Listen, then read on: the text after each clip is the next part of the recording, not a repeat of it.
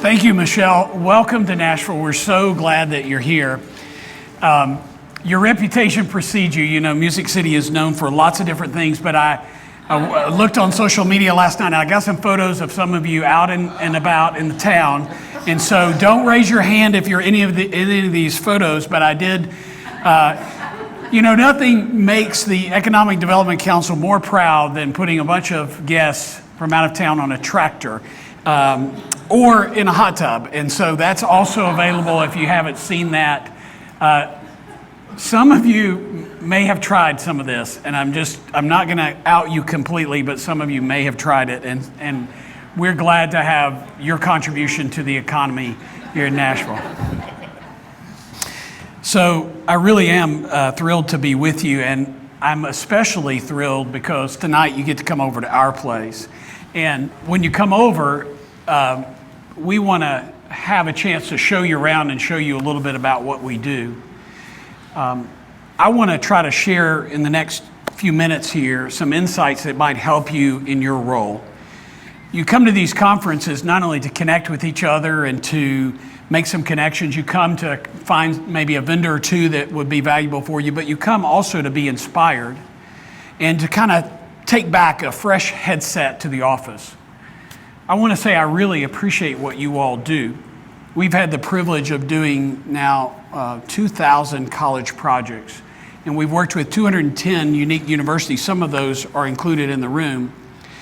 And we focus all of our effort around this purpose statement, and that is that Advent creates experiences that move people. That's what we focus on, nothing else except the slide. That's what we focus on. It keeps doing it, doesn't it? Our purpose is to find the emotion, to find the story, to find the narrative, and to help you infuse that in the building. That's why we exist. And the reason I repeat the purpose statement when I'm in front of people is because I want you to know there's nothing else. That's it. That's all we're focused on, is helping to move people. And in this session, I want to offer you some things that might help you as you think about your role. Now, you may not have come into this session thinking, well, I'm in a role of moving people, but you are. And maybe through the course of this, as we talk, you'll get a sense for that and why I say that so strongly.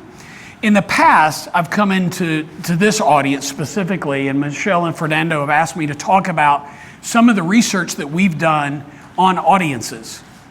Specifically, the audiences that you all are involved with and working with in your building. In the past, we've contrasted millennials and centennials, and we've got some studies that we've done, we've got some research that we've done that we can lend to you if you want to talk more about that. But that's not what I came to talk about. Although I will remind you of this point, because it is important. And that is, as you think about your audience, I want you to think about those prospective students and those current students being a curator. They're a curator. And just like you would see at a museum, they're choosing over time the experiences that they're going to bring into their collection. And when they get these thumbs up, or what we call likes, the accumulation of that becomes their social wealth. And over time, the composite of those experiences become their story. Now, that's ideal. I'm a parent of 4 sons, and so let me tell you a little bit grittier reality. That's not really their story. That's their Hollywood story. That's their docu story. That's their vlog or their narrative that they've chosen to put online. But the reason that it's really important for you to know is you want to be included in that. You want your buildings, your facility, your campus to be included in that narrative. And we've got some ideas that might inspire you as to how you can rethink the ability to do that. The reason that it's so important is because something naturally is going to happen. If you can be purposeful about how you plan your facilities, you can create Instagrammable, tweetable moments. I grew up on a farm. My dad still lives on a farm, 200 acres. He's not really sophisticated with a cell phone. He calls the combination of anything that you would do on this phone twixting. I'm pretty confident that's really not what you call it, but he says that my sister will twixt me information about Thanksgiving. I don't know really what he means. I don't know if it involves candy bars, but he says she's going to twixt me information. Well, your audience is twixting their encounters with your campus. And you can create purposefully those Instagrammable moments. This is one that we did for the University of Southern California, where we planned ahead of time that it would be Instagrammable. And sure enough, the audience grabbed a hold of it and it created its own social media phenomenon. It was planned to be that way. If you don't plan these moments, your students and your prospective students will find their own in lieu of the ones that you create and program into the building. So today, after lunch, high carb lunch, cold room, Michelle's turned the heat up. I'm so afraid you're going to fall asleep on me. So I've got two things, just two, that I want to communicate aggressively, okay? And you see if you're in there. And what I like especially is this corner over here, the amen corner, whose body language is like, there ain't nothing you're offering that I'm taking. So thank you for that posture. I really appreciate that. That's the deacon area over there if you want to join them. Yeah, you're cold. Yeah, you're sitting on your hands. Yeah. Whatever. Okay. Two things. First, I've already heard you've had some presentations about budgets, budget constraints, about the reality of enrollment being down. So I want to give you a gift. I want to dispel the myth that there's an arms race. I want to dispel that there's an arms race in facilities. And so see how my logic holds up and see how you believe in that. And secondly, I want to try to get you focused on the thought of telling stories within your building and throughout your campus. So the NPR host, Ira Glass, says, great stories happen to those who can tell them. Great stories happen to those who can tell them. The Heath brothers wrote one of their first books called Made to Stick, and they talk about how stories are how we persuade people, or how we engage people. It's how we get them over the rational hump and into an emotional dialogue. They say that stories are more memorable than facts. And so I just want to offer to you, what about the idea of using your space as a canvas for stories? Now, let's talk about the arms race for a second. There's a lot of hype around the arms race. And you may have used the phrase yourself. We've been asked by reporters who cover your field and who cover the athletic fields to comment on this facilities arms race. And don't get me wrong, I think facilities are crucial, but during a time where centennials and prospective students are weighing the value of a college education, here's what you need to kind of step into. If you build a new building and the campus next to you builds a new building, we're at parity.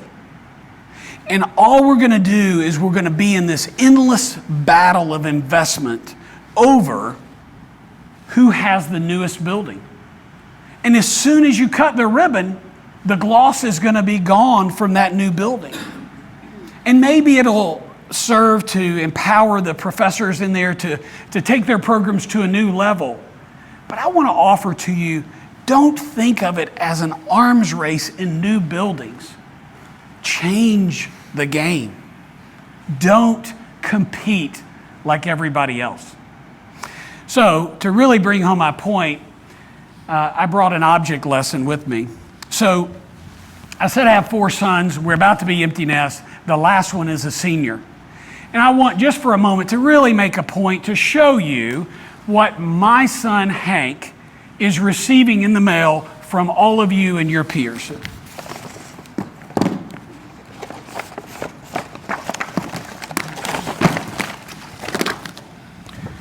Now, if you look through those, They're going to talk about go from here to anywhere. They're going to talk about discover yourself. They're going to talk about themes that really converge and really look ubiquitous.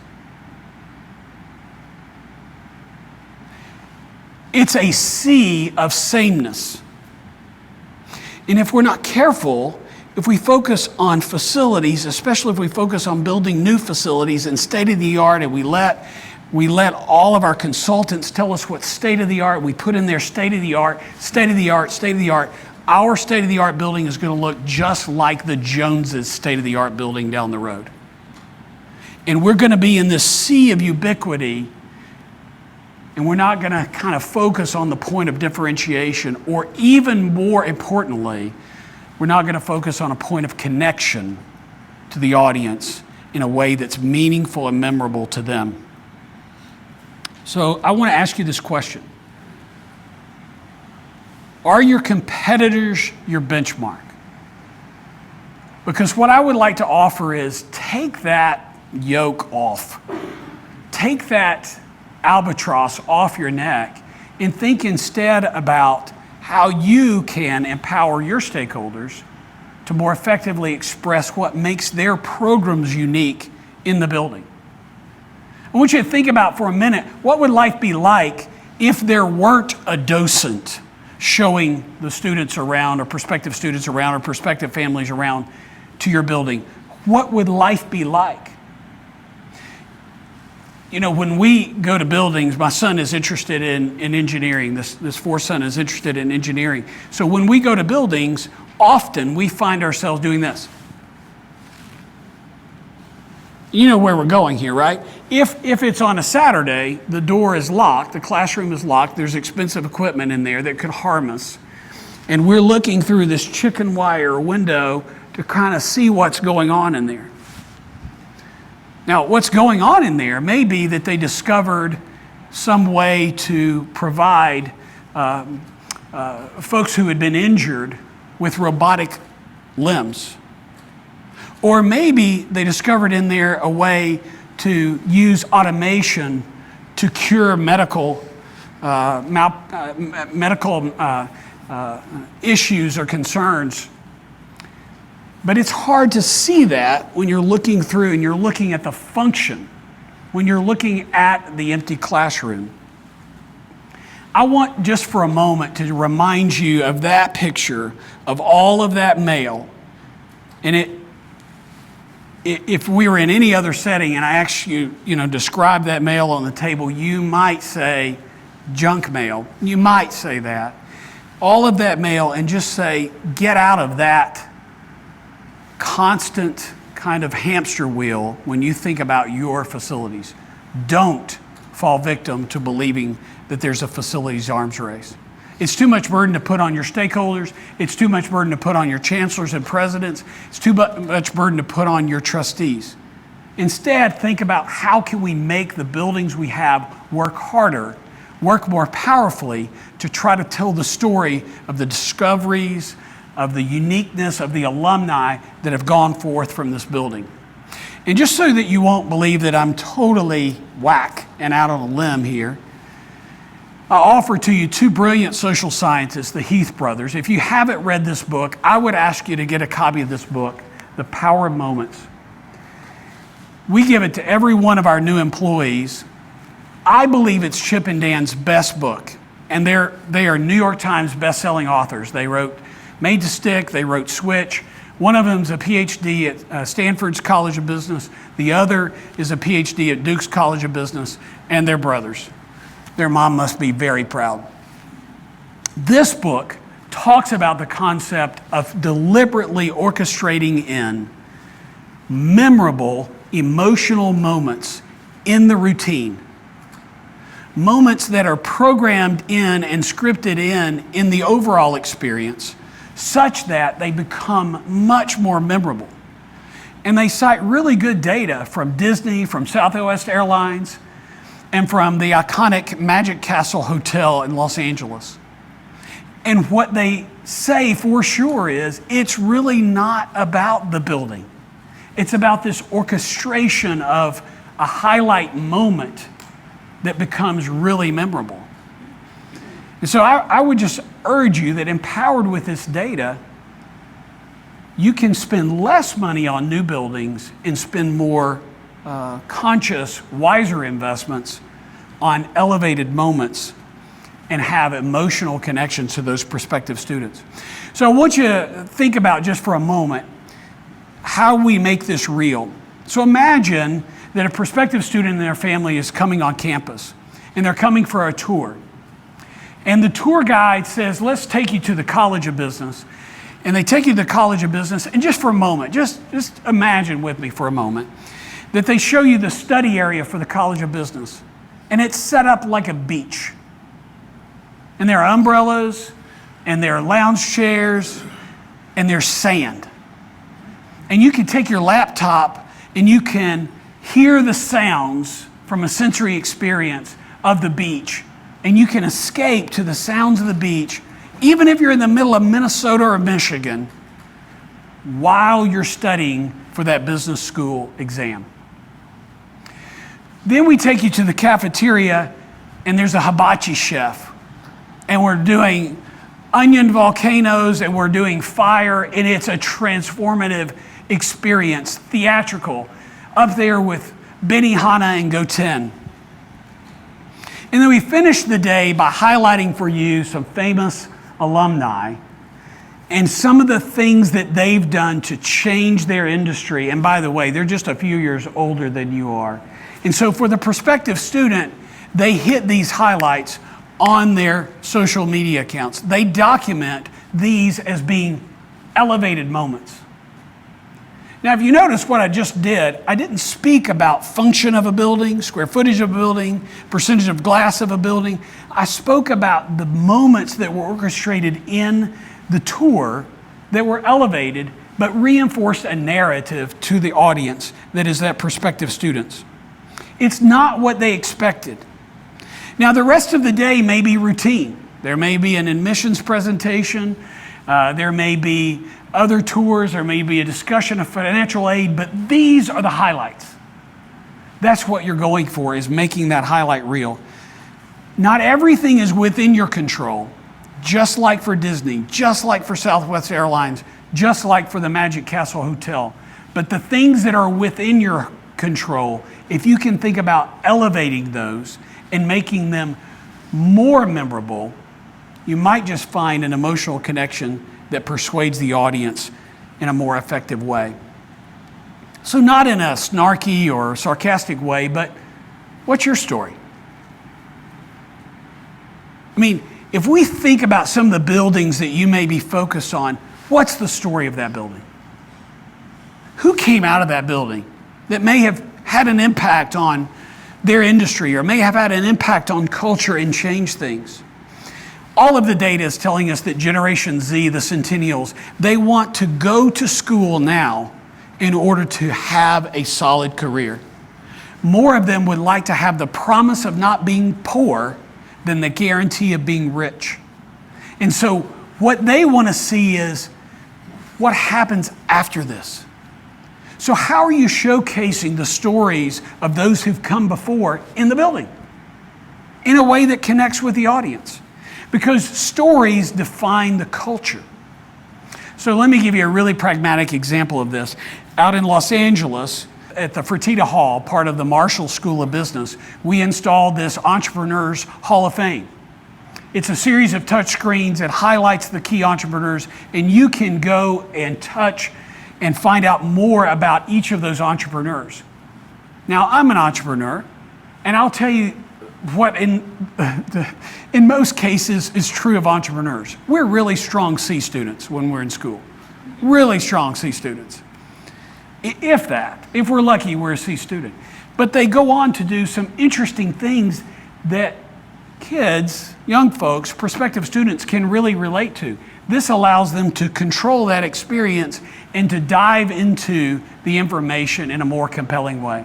It could be digital, it could be static, but what you're trying to say is there's a face, maybe it's of a minority, maybe it's a more youthful entrepreneur. There's a face that I identify with. I want to find out more. And then in doing so, they drill further into the story and find inspiration. That's one way to do it. There's another way to do it. This statue at Auburn celebrates 125 years of women being enrolled there. It's in a center court there at Auburn. But it's something that our folks designed in collaboration with their story folks, because that's a story that needs to be told, especially in today's culture. And so as you walk around this statue, you really can take it in. It almost has a life of its own, the way it holds and carries the light. But that's a story. That university not only celebrates women and their enrollment in the university, they've been doing it for 125 years.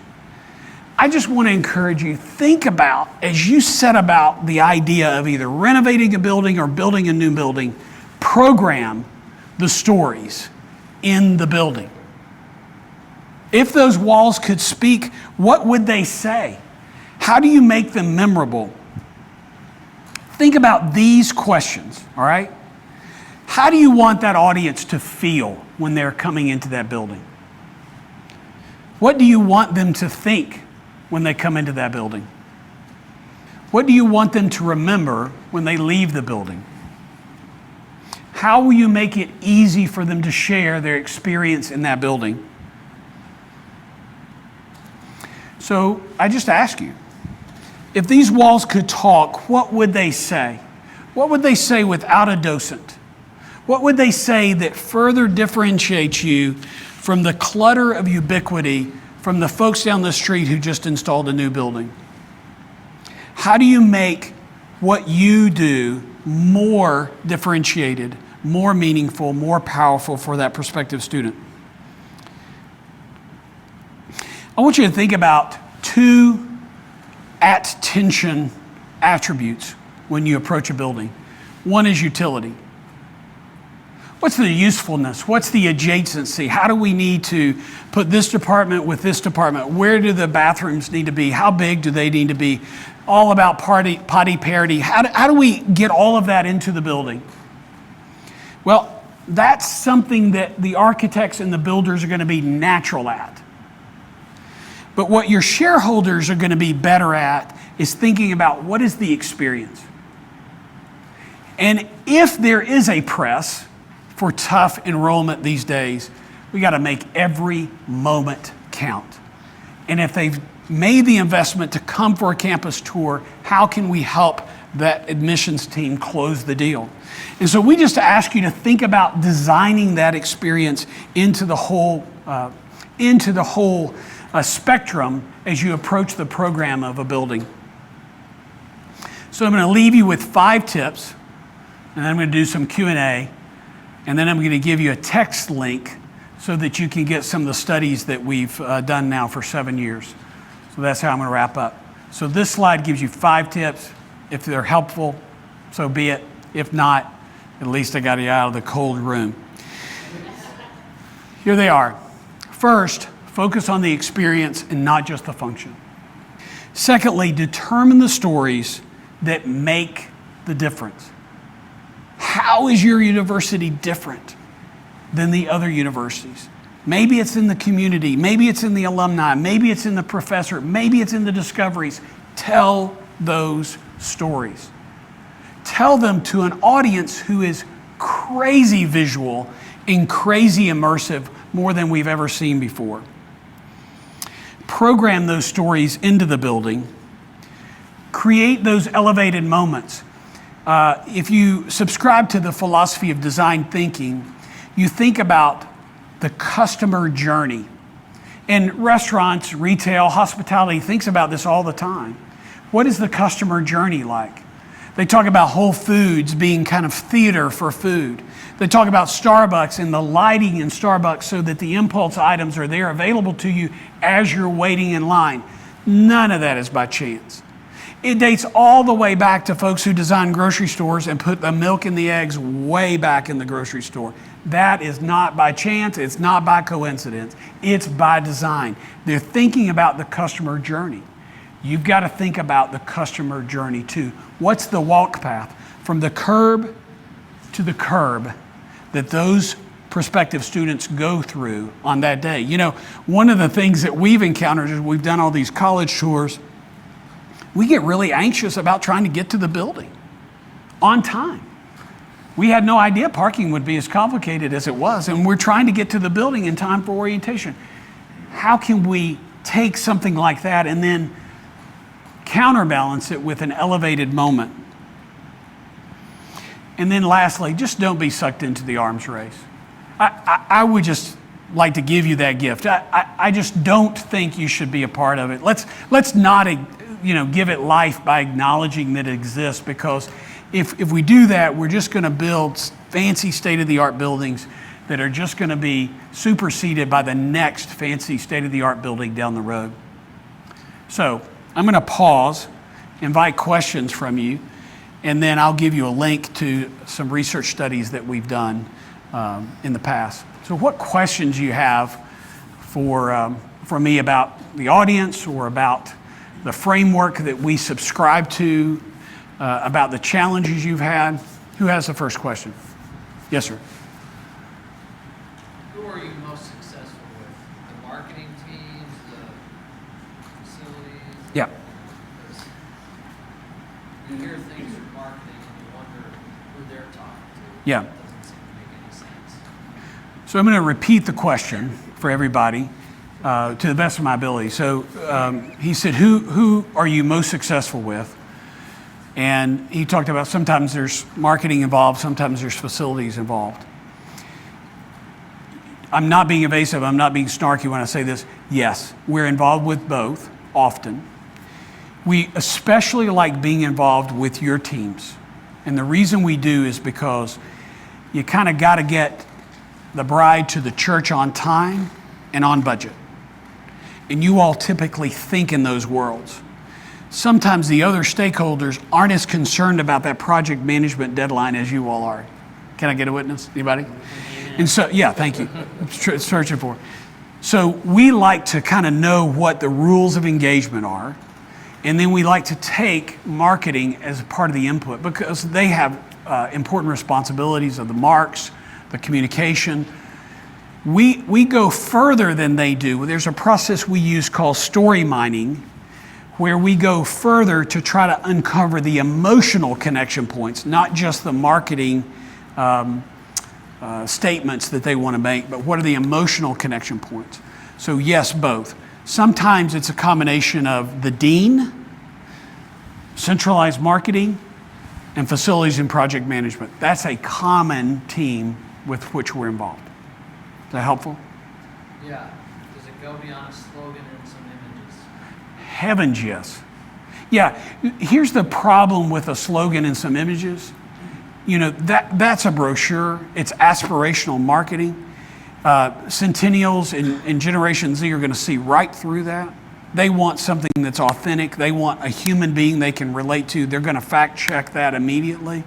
And so, yeah, you've got to get beyond that. Besides, that's probably going to go out of date within a year or two anyway. The authentic stories are what stand the test of time. Great question. Yes, sir. If the students are the curators and us who manage facilities are the creation, we do create those potential moments. What is the role of the rest of academia, such as faculty and administrators and stuff like that? And so maybe just that question.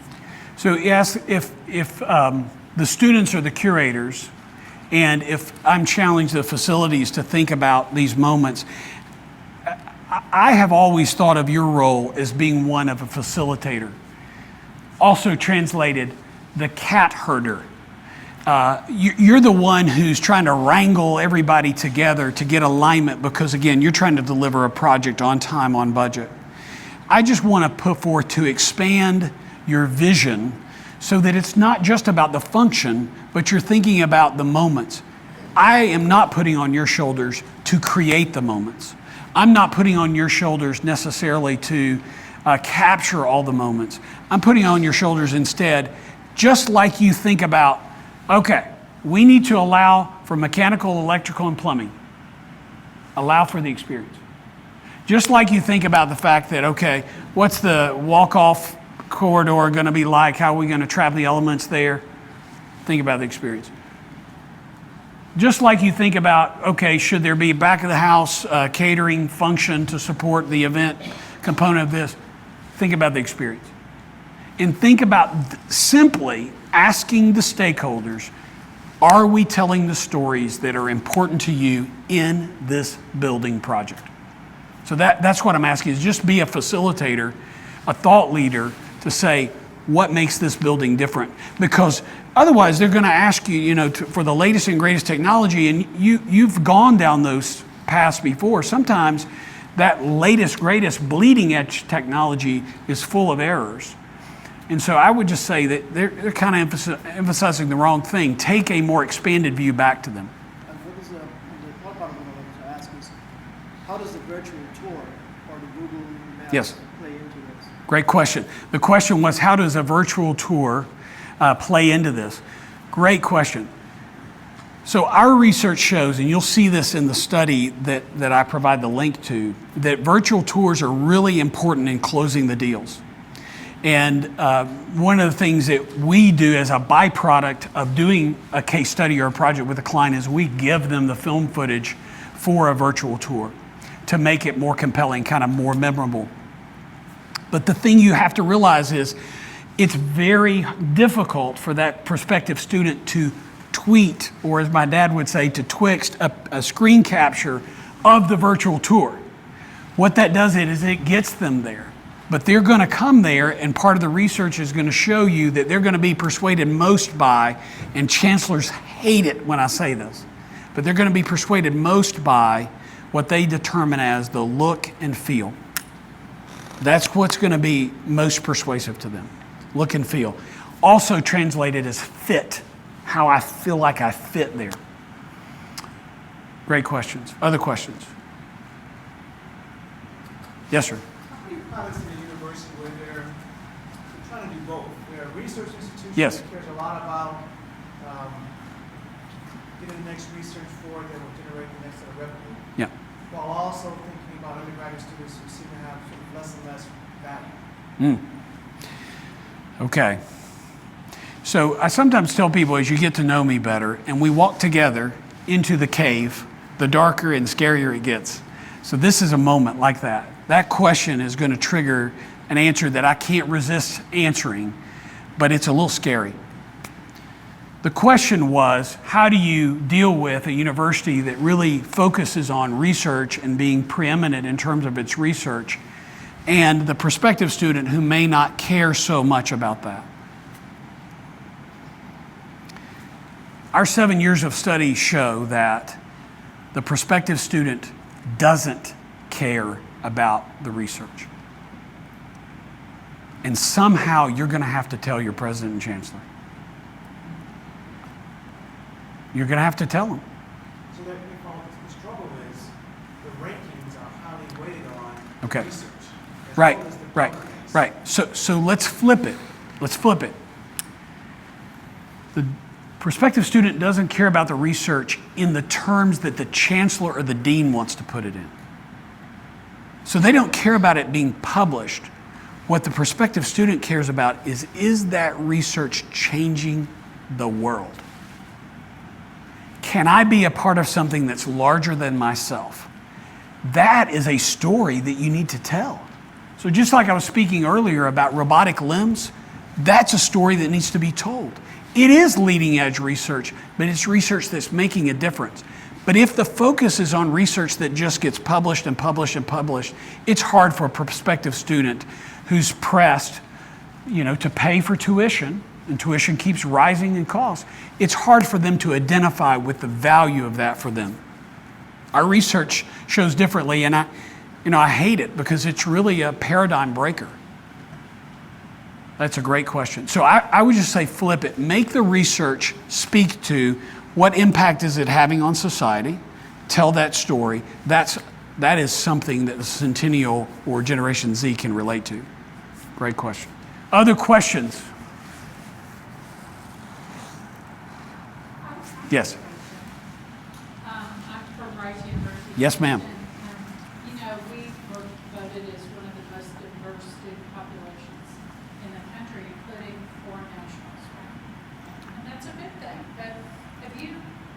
any research to show, are we creating a connection with those foreign national students enough that when they leave eventually and go back to their home countries, we're investing a lot in them. Is there a donor base there moving forward? That's a great question. My colleagues are in the room. I'm going to have them make a mental note of that question. That's a great question. Our research does not cover that, but that's a great question. Because I worry about, as we move into the future is people are chasing those foreign students because they're paying cash or their countries are paying cash. If we lose them and we don't make that connection, we're losing that donor base, Yeah. right? Where you're more inclined in your home country to become that long-term donor because you're going to see the benefit of it. That's right. So how do we make that connection with them? Well, so I'm going to replay her question just so we'll have it.